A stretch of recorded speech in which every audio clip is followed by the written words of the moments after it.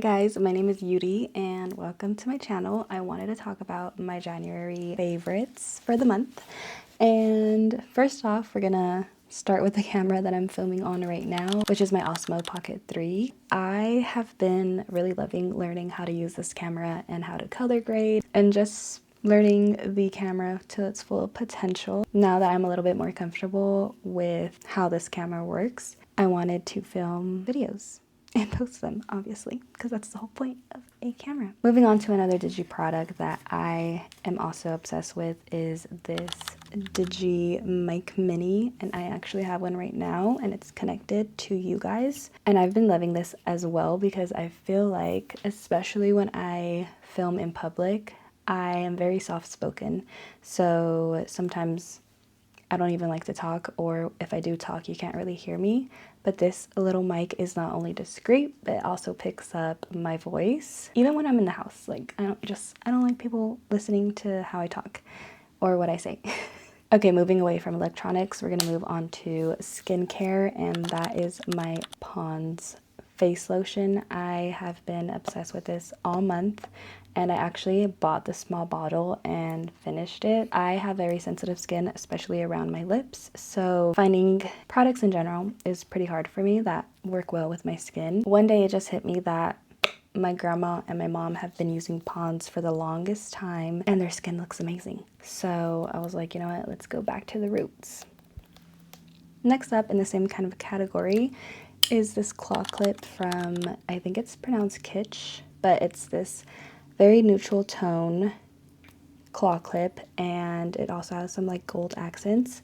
I have super thick long hair. It's really hard for me to find claw clips that actually grab my hair all day and literally doesn't budge. So when I found this, I became obsessed, and I literally don't need another claw clip ever in my life unless this breaks, which is also, I feel like, very hard because I have dropped her so many times. I have put her to her full extension mode and nothing has happened to her yet. But if anything does happen, I'm sure it's my fault, and I will be purchasing her forever as long as they sell her. Also, when I'm driving, it's not uncomfortable when I like lay my head back on the headrest. I think it's because it's like a little flat right here, so it gives my head room to just like lay flat. 10 out of 10, recommend this.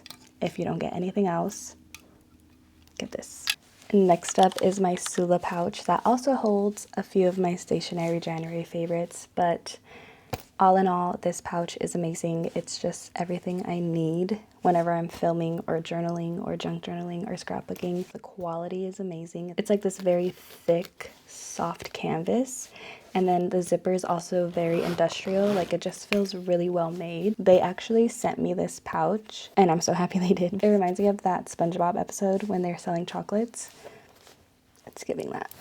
But like I said, this is holding a few of my favorite stationery things. First off is this clip from Clampy. I bought it from JetPins. At first, I would see a lot of people with clips like this, and it just reminded me of like potato chip bag clips, which it probably is. But I also was like, I really don't need it. Like, I feel like it's just one more thing people are trying to sell you on. But then I bought one. If your notebooks don't lay flat, and when you're writing and you always find yourself like trying to push a page back, that's where this comes in, and it's so convenient, and it's just one of those little things that make your life just a little bit easier. Next up are my two favorite fountain pens. So first off is this Tino Colo fountain pen from Top Drawer, and they actually sent it to me, but this is not a paid sponsorship in any way. I got it in a medium nib, and then also the ink in here is from Top Drawer as well. And everything about this is just so luxurious, and I feel very fancy writing in it. I feel like I'm in Bridgerton when I, dearest gentle reader, with this pen. I know she uses this pen. Next up is another fountain pen from Rytech, and it's their ClickTech retractable fountain pen. This is more affordable, first off, and it's very first-timer friendly because it's so affordable and so easy to use. I also got this in a medium nib. Right now I'm obsessed with medium nibs. I love this because you can be as careless with it as you want. You could throw it in your bag. You don't have to like worry about anything. And this pen will still work. It also is a little bit more comfortable on the hand. So whenever I feel like I'm going to write a little bit more than I usually do, I grab this one because I can write for days. I highly recommend this if you want to get into fountain pens and don't want to spend $50+ I really 100%. Okay, last but not least is what is inside here. That is my academic sterling ink planner. It is just amazing, period.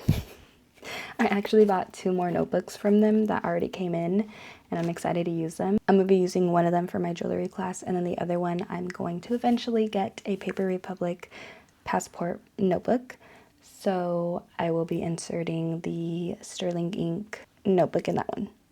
This is an academic planner, so it has the monthly overviews, and then it also has the weekly overviews. I got it in horizontal, so my weeks are this way, and then it's a blank page for like notes and stuff. They also have like different setups, and you can just go on their page. They also have a YouTube channel where they go into detail of each planner and each notebook that they offer so that you can find like the right one for you. Again, this is not sponsored. This is just a notebook I would highly recommend to people. I usually write with pen, like fountain pens, and my fountain pens just glide across the page. Paper is so thin. So obviously there's going to be ghosting, but it's not terrible.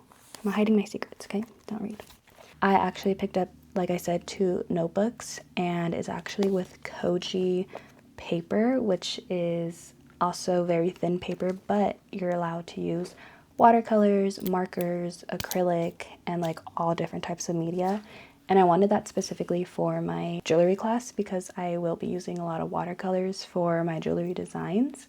So I'm excited to see how that holds. But yeah, definitely check Sterling Ink for some notebooks if you're in the market for notebooks or planners and want something a little bit more luxurious than your everyday planners or journals. But yeah, those are all my January favorites. Thank you so much for watching. I will be posting more, I promise. I actually wanted to post this one first before the videos that I have lined up already because I didn't want it to just like go right into like vlogs. I kind of wanted to sit down and talk to you guys a little bit, show my personality. But yeah, thanks for watching. I'll see you all in my next video. Bye.